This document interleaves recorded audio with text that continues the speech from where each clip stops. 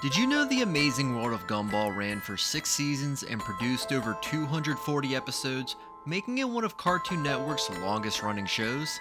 But there's something else hiding in plain sight, right behind the bright colors and frantic comedy. I'm talking existential horror, puppet possession, and even a zombie outbreak of pure happiness. Trust me, these episodes exist. Today, we're diving into 4 of the scariest, most disturbing Gumball episodes ever made. First up, The Rival. This episode takes sibling rivalry to a whole new level of nightmare fuel. It's technically a flashback, showing what happened before the main series began, but what starts as a cute origin story turns into psychological warfare inside a baby's nursery. The episode opens with Nicole rushing to the hospital to deliver Anais. Everything's chaotic and funny in classic Gumball style, until Anais is born. When Gumball and Darwin meet their baby sister, she smiles sweetly, then glares and throws them out of the car, into wet cement. From that moment, things feel off. What follows is a bizarre baby war. Every time the boys try to bond with Anais, she outsmarts and torments them like a tiny supervillain, forging notes, setting traps, and faking tears to get them in trouble. The creepiest moment? When she shows them a drawing of their family, mom, dad, and flowers. When they ask where they are, she points again and says their skeletons are buried under the flowers. From there, the chaos only escalates. Anais rigs bombs, melts Gumball's bath, traps Darwin, and turns the house into a battlefield. Every time they think they've beaten her, she's 3 steps ahead. But beneath the comedy, The Rival plays like a psychological horror about jealousy, attention, and innocence turned evil. Anais isn't just a baby.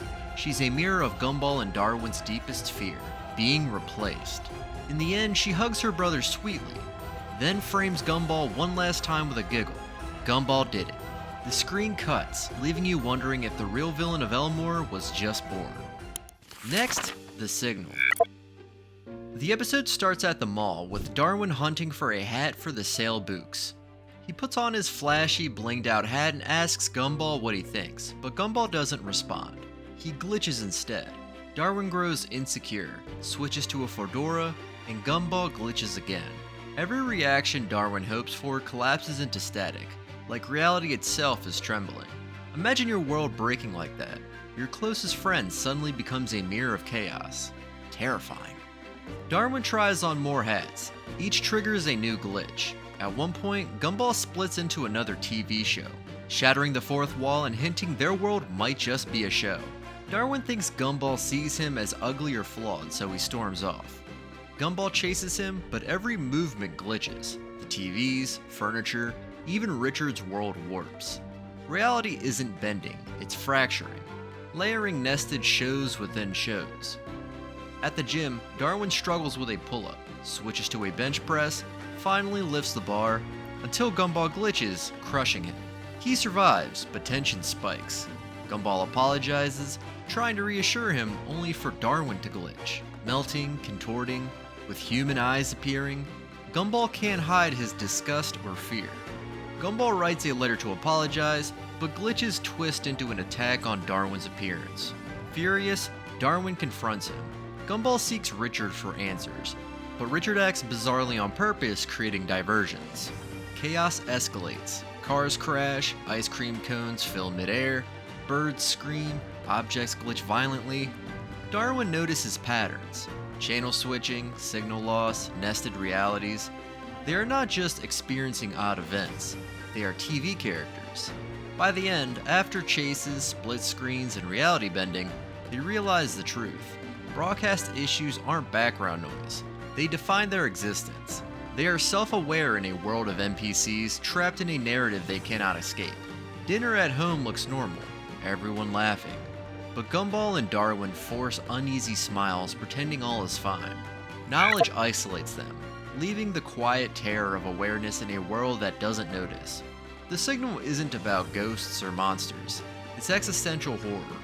The dread of realizing your life, relationships, reality itself is scripted, and survival requires pretending it's not.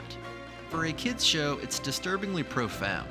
A chilling Truman Show, wrapped in bright colors and chaotic humor. You cannot imagine the vertigo of knowing the truth yet acting normal, day after day. Next up is The Puppets. And this episode is one of the most disturbing stories in the entire series. The reason is clear. It was created in collaboration with the team behind Do Not Hug Me, I Am Scared. If you have ever seen that series, you already know the type of surreal and unsettling imagery that delivers.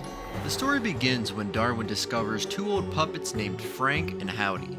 At first glance, they appear creepy but harmless, the kind of forgotten toys one might find in a dusty attic or at a secondhand shop. Gumball immediately warns Darwin to leave them alone, sensing that something about them is not right. However, Darwin ignores the warning and begins to play with them. Slowly, the puppets begin to exert control over him, and what starts as innocent fun quickly transforms into something sinister.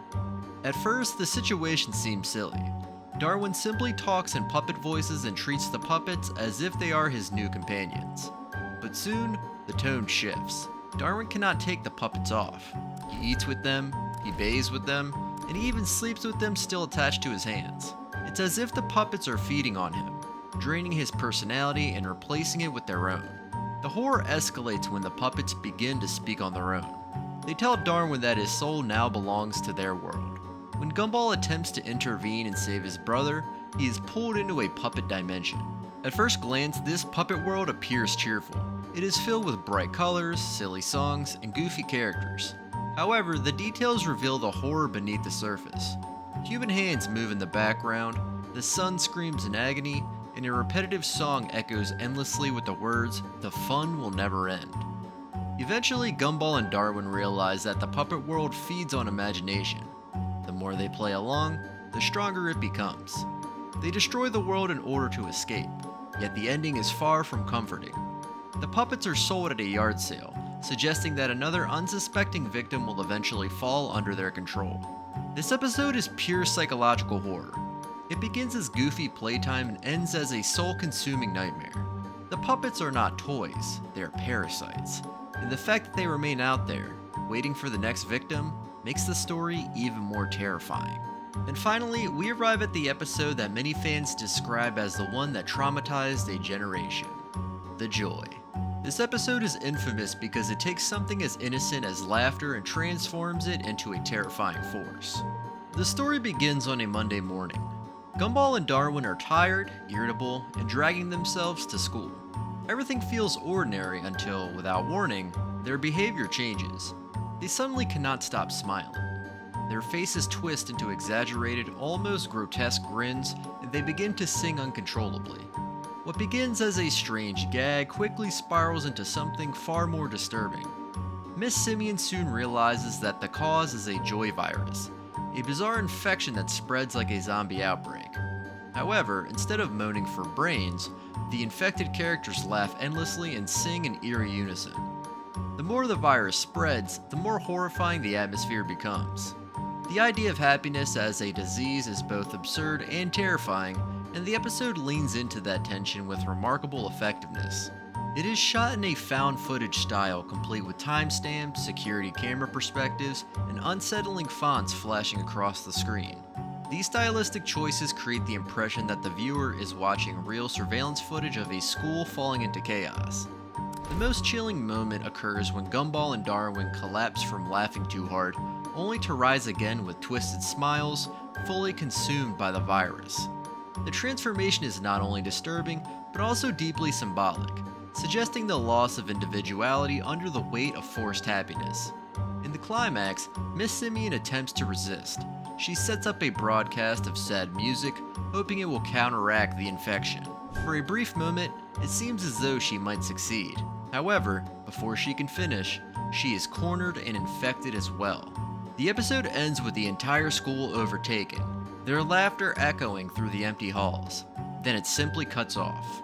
There is no cure, no resolution, only endless laughter. It is a zombie apocalypse where happiness itself becomes the weapon. That final laugh echoing through the school is pure nightmare fuel, and it lingers in the mind of the viewer long after the episode concludes. So which Gumball episode disturbed you the most? Was it the glitching chaos of the signal? The puppets that refused to stay dead? The terrifying joy that consumed everyone? or the baby sister who declared war in The Rival? I'm genuinely curious to hear your thoughts in the comments below. If this look into Gumball's dark side was your kind of weird, hitting that like button and subscribing would mean a lot.